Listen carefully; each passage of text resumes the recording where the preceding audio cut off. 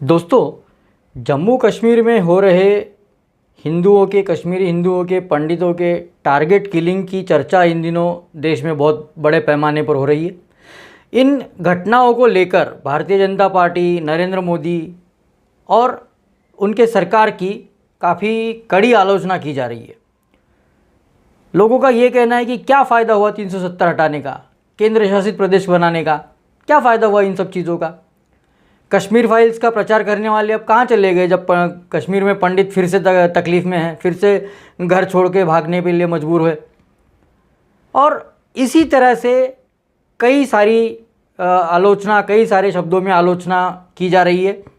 आज मैं इसी विषय पर चर्चा करने वाला हूँ। नमस्कार, मेरा नाम है अश्विन अघोर और आप देख रहे हैं घनघोर।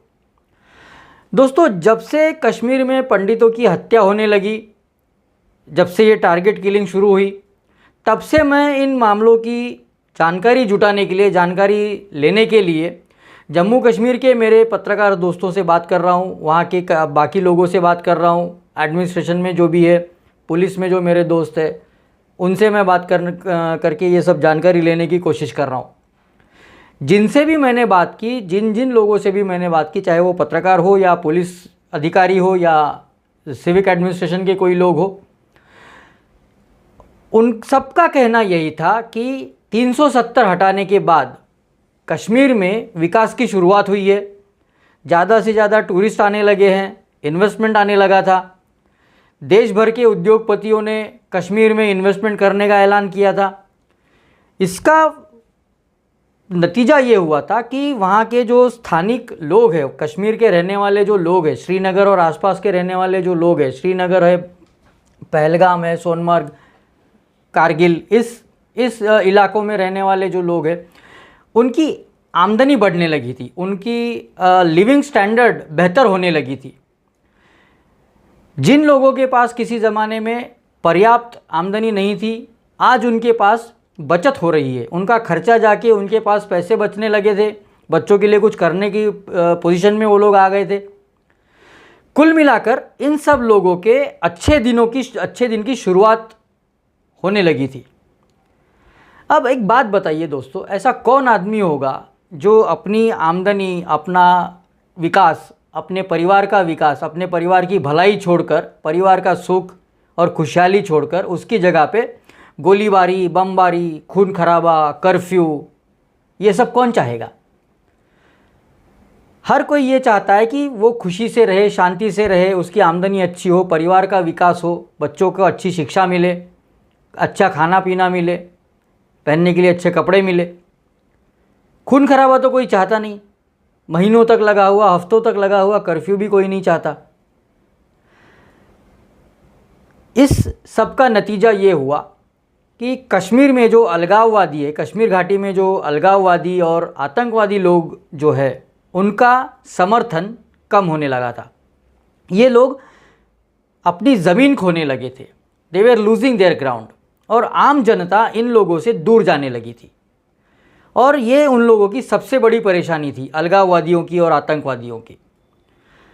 अगर जम्मू में इन्वेस्टमेंट आया, जम्मू में विकास हुआ, जम्मू कश्मीर में ये सब हुआ, इन्वेस्टमेंट आया, विकास हुआ, तरक्की हुई, खासकर कश्मीर घाटी में, तो अलगाववाद और आतंकवाद को समर्थन मिलना बंद हो जाएगा। और ये उन्हें पक्का मालूम था, और वो ये भी जानते थे कि इन सब को रोकने का एक ही रास्ता है, और वो है हत्याएं, जिससे कि देश में और दुनिया में ये संदेश जाए कि कश्मीर में सब कुछ ठीक नहीं है, जम्मू में सब कुछ ठीक नहीं है। जो लोग यहाँ इन्वेस्टमेंट करना चाहते हैं, जो उद्योगपति है, जो कॉरपोरेट हाउसेस है, बिजनेसमैन है, वो यहाँ पे जो इन्वेस्टमेंट करना चाहते हैं वो डर जाए, वो ये सोचने लगे कि इन्वेस्टमेंट करें या ना करें, अपना पैसा यहाँ लगाए ना लगाए, कहीं आगे चल के नुकसान ना हो जाए। मान के चलिए कोई बड़ी होटल किसी ने बना ली और किसी दिन बम से उड़ा दी गई तो नुकसान होगा। ये सब सोचने पर जो इन्वेस्टर्स है वो मजबूर हो जाए, इसी एक वन पॉइंट एजेंडा के लिए, और फिर से अपनी दहशत यहाँ जमाने के उद्देश्य से ये सब हत्याओं का सिलसिला शुरू हो गया। इसमें दूसरा उद्देश्य ये भी था, दूसरा मकसद ये भी था कि टूरिस्ट भी आना कम हो जाए, ताकि जो आम जनता है यहाँ की, जैसे श्रीनगर में टूरिस्ट जहाँ पे जाते हैं, डल लेक है, शिकारा है, हाउस बोट है, हैंडीक्राफ्ट्स का बिज़नेस है, गाइड लोगों का बिज़नेस है, वो कम हो जाए, उस पर असर पड़े। कुल मिलाकर ये था कि कश्मीर का विकास ना हो, कश्मीर में इन्वेस्टमेंट ना आए, इसके लिए एक ही रास्ता उन लोगों को समझ में आया, और वो था हत्याएं करना, टारगेट किलिंग करना। और इस सब के पीछे मेरा एक अनुमान ऐसा है, वहाँ की जो स्थानिक राजनीतिक पार्टियां हैं, जैसे पीडीपी हो गई, नेशनल कॉन्फ्रेंस हो गई, इन लोगों का भी कुछ हद तक यही उद्देश्य है। इन पार्टियों की कोशिश भी यही रहती है कि भारत सरकार का नाम खराब हो, दुनिया भर में नरेंद्र मोदी का नाम खराब हो, उनकी छवि खराब हो, भारत की छवि खराब हो, और उनको ये कहने का मौका मिल जाए कि देखो 370 हटाने से भी कुछ नहीं हुआ, केंद्र सरकार झूठ बोल रही है, मोदी जी झूठ बोल रहे हैं, कश्मीर में तो कुछ भी नहीं बदला, जैसा पहले था वैसे ही चल रहा है। क्योंकि 370 हटाने के बाद सबसे ज़्यादा नुकसान हुआ है इन्हीं स्थानिक राजनीतिक पार्टियों का और स्थानिक नेताओं का, जैसे महबूबा मुफ्ती हो गई, उमर अब्दुल्ला, फारूक अब्दुल्ला। इन लोगों ने भी इसमें अपनी तरीके से जितना बन पड़ता है आग में घी का काम किया है। और वैसे देखा जाए तो ऐसा नहीं है कि सिर्फ हिंदुओं की ही हत्याएं हो रही है, मुसलमान लोगों की भी हत्याएं हो रही है, और वो भी टारगेट किलिंग है। पिछले कुछ दिनों में पुलिस अधिकारियों को आतंकवादियों ने मार डाला है। एक टीवी कलाकार थी अमीन भट्ट, उसको भी आतंकवादियों ने मारा है। उसका उद्देश्य ये था, उसका मकसद ये था कि लोगों में ये संदेश जाए कि आप ऐसा कुछ कर नहीं सकते, टीवी पे काम नहीं कर सकते, एंटरटेनमेंट इंडस्ट्री में काम नहीं कर सकते। तो सिर्फ हिंदुओं को मारा जा रहा है, ये बात बिल्कुल सही नहीं है। टारगेट किलिंग मुस्लिम लोगों का भी हो रहा है, जो देशभक्त है, जो राष्ट्रवादी मुस्लिम है, उनको खास करके टारगेट किया जा रहा है। दोस्तों, कश्मीर की घाटी में जो किलिंग हो रही है फ़िलहाल, वो करने वाले ज़्यादातर लोग स्थानिक और वहीं के रहने वाले युवा है, जो अलगाववादी और आतंकवादियों के बहकावे में आकर ये सब कर रहे हैं। पहले क्या था कि पहले ये लोग बड़े हथियार यूज़ करते थे, जैसे AK-47 हो गया, वो अगर लेके कहीं कोई जा रहा है तो दिख पड़ता था, उसको छुपा के ले जाना इतना आसान नहीं होता था। लेकिन आज ये हो रहा है कि पीठ पर एक बैग टांग ली, उसमें एक छोटा सा पिस्टल रख लिया या 2-4 ग्रेनेड रख लिए, किसी को पता भी नहीं चलेगा। चुपचाप एक आम आदमी की तरह या कॉलेज के स्टूडेंट की तरह आओ, अपना काम करके निकल जाओ, किसी को शक भी नहीं होगा। ऐसी घटनाओं को रोकना किसी के भी बस की बात नहीं है, ये किसी के लिए भी मुमकिन नहीं है। पुलिस के लिए ये मुमकिन नहीं है कि हर एक आदमी को रोककर उसकी तलाशी ली जाए, उसका फ्रिस्किंग किया जाए। ना ये पुलिस के बस की बात है, ना सुरक्षा बलों की बस की बात है, बल्कि दुनिया में कोई भी पुलिस या कोई भी सुरक्षा एजेंसी ऐसा नहीं कर सकती, चाहे वो अमेरिका हो या फ्रांस हो या जर्मनी हो या भारत हो। और अब अगर ऐसे लोगों को, स्थानीय लोगों का, वहाँ रहने वाले नेटिव्स का, वहाँ के बाशिंदों का अगर साथ मिल रहा हो तो ये काम और भी कठिन हो जाता है। और स्थानीय बाशिंदों में, वहाँ के रहने वाले लोगों में सिस्टम के प्रति, सरकार के प्रति, व्यवस्था के प्रति विश्वास पैदा करना, उनको भरोसा पैदा करना, ये काफ़ी कठिन काम है, ये रातों रात नहीं हो सकता है। इनके मुखबिर जो है, इनको खबर देने वाले, इनके खबरी जो है, वो हर कहीं फैले हुए हैं। वो प्रशासन में है, वो पुलिस में है, वो फोर्सेस में है, सिक्योरिटी फोर्सेस में है, हर कहीं इनको खबर देने वाले लोग बैठे हैं। ऐसे में इनको देश के बाहर से भी, सरहद के उस पार से भी मदद मिलती है, हथियार आते हैं। और आजकल देखा ये गया है कि इनके पास चाइना में बने हुए हथियार पाकिस्तान के रास्ते से आते हैं। कुछ दिनों पहले अभी एक ड्रोन पकड़ा गया था जो नॉर्थ कोरिया में बना था, जिस पर 8 बम लगे हुए थे। ऐसी सब परिस्थिति में ये उम्मीद करना कि सिचुएशन रातों रात चेंज हो जाएगी, तो ये गलत होगा। ये एक लंबी प्रक्रिया है, इसमें समय लगने वाला है, इसे धीरे धीरे पूरा करना पड़ेगा, जिस पर मोदी सरकार बड़ी शिद्दत से, बड़ी मेहनत से काम कर रही है। दूसरी बात कश्मीर में ये हो रही है कि जो फिल्म आई थी कश्मीर फाइल्स, उसकी वजह से पूरी दुनिया की नज़रें कश्मीरी हिंदुओं पर लगी हुई है। वो दुनिया की नज़रों में आ गए हैं और उसको जो सफलता मिली, उसका जो इसकी जो वाहवाही हुई, उसके पीछे जो लोग खड़े हुए, उसकी वजह से ये हुआ है कि हिंदुओं की, खासकर कश्मीरी हिंदुओं की उम्मीदें काफ़ी बढ़ गई है और उसी के साथ केंद्र सरकार की जिम्मेदारियां भी काफ़ी बढ़ गई है। लेकिन इन सब चीज़ों के बावजूद एक बात तो पक्की है कि ये टारगेट किलिंग्स जो है ये केंद्र सरकार को काफ़ी नुकसानदेह साबित हो रहे हैं। इससे एक नैरेटिव सेट हो रहा है कि इसका मुकाबला करना मुश्किल ज़रूर है। जो नैरेटिव सेट हो रहा है और जो घटनाएं घट रही है, इसका मुकाबला करना मुश्किल ज़रूर है, लेकिन नामुमकिन नहीं है। और केंद्र सरकार जो है हर वो कदम उठा रही है जिससे कि कश्मीर घाटी में परिस्थिति सामान्य हो सके।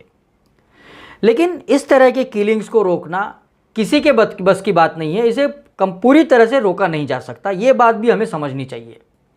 ये नहीं कि ये कह दिया कि कश्मीर में हिंदू मारे जा रहे हैं, सोशल मीडिया पे उसके बारे में लिख दिया, ट्वीट कर दिया, केंद्र सरकार की आलोचना कर दी। ये करना बहुत आसान है और ये बोलना भी बहुत आसान है, जबकि ज़मीनी तौर पे जाके, ग्राउंड लेवल पे जाके काम करके परिस्थिति सामान्य करना ये बहुत कठिन है। एक बात और भी है इसमें जो नज़रअंदाज की जा रही है, ऐसा मुझे लगता है कि जो भी किलिंग्स हो रही है, जो लोग आके इनोसेंट हिंदुओं को या राष्ट्रवादी मुस्लिमों को मार के जा रहे हैं, पुलिस के अफसरों को मार के जा रहे हैं, टीवी के कलाकार की जान लेके जा रहे हैं, उन लोगों को 24 घंटों में सज़ा भी मिल रही है और ये बात हमें भूलनी नहीं चाहिए। इस तरह की घटनाओं पर जो रिएक्शन आने का टाइम है, रिएक्शन आने का जो वक्त है, वो 24 घंटे, मैक्सिमम 24 घंटे हो गया है। पहले ऐसा नहीं था। पहले हत्याएं होती थी, आतंकवादी, अलगाववादी आके मासूम सिटीजन्स को मार के चले जाते थे, उस पर कोई कुछ नहीं होता था। लेकिन अब वैसा नहीं है। अब इन लोगों में एक डर पैदा होने लगा है कि यदि हम लोग ऐसा कुछ करेंगे तो हम पर भी इसका रिएक्शन होगा और हमारी जान भी जा सकती है मुठभेड़ में। अगर हम इन घटनाओं के आंकड़े देखें तो एक बात हमें समझ में आती है कि इस तरह की घटनाएं हो तो रही है ज़रूर, इसे कोई नकार नहीं सकता, और ये काफ़ी अनफॉर्चुनेट घटनाएं हो रही है, इसका समर्थन भी नहीं हो सकता। लेकिन इन घटनाओं में बढ़ोतरी नहीं हुई है, इन घटनाओं की संख्या बढ़ी नहीं है, जो कि दिखाया जा रहा है, जो कि out of the proportion blow करके मीडिया में आ रहा है। अब इसलिए हो रहा है क्योंकि अभी मीडिया का पेनिट्रेशन ज़्यादा हो गया है, सोशल मीडिया है, जानकारियाँ ज़्यादा बाहर आने लगी है। इस वजह से इन घटनाओं के बारे में जो भी है वो थोड़ा ब्लो करके मीडिया में आ रहा है। और इसकी दूसरी वजह यह भी है कि देश विरोधी शक्तियों का, देश विघातक शक्तियों का इकोसिस्टम जो है एडमिनिस्ट्रेशन में, वो अभी भी काफ़ी स्ट्रांग है। अंदर की खबरें इन लोगों को लगातार मिलती रहती है और 100% एक्यूरेसी के साथ मिलती है। अब ऐसी परिस्थिति में केंद्र सरकार को चाहिए कि इन सब घटनाओं से विचलित ना होते हुए जो काम उन्होंने शुरू किया है उसे जारी रखे। हाँ, कोशिश ये ज़रूर होनी चाहिए कि इस तरह की घटनाएं कम से कम हो या बिल्कुल ही बंद हो जाए तो बहुत ही बेहतर है। लेकिन केंद्र सरकार ने जो काम शुरू किया है, जो डेवलपमेंट का काम है, लोक कल्याण का काम है, जन कल्याण का काम है, जो विकास का काम कश्मीर में हो रहा है, उसे ना रोका जाए, उसे उसी तरह से आगे बढ़ाते रहे। इसमें मेहनत काफ़ी लगने वाली है, लेकिन जब नतीजा मिलेगा वो बेहतरीन होगा, एकदम शानदार नतीजा मिलेगा। जब से 370 हटा है, धारा 370 हटी है, तब से जम्मू कश्मीर में काफ़ी कुछ हुआ है, काफ़ी विकास हुआ है, काफ़ी बदलाव भी आया है।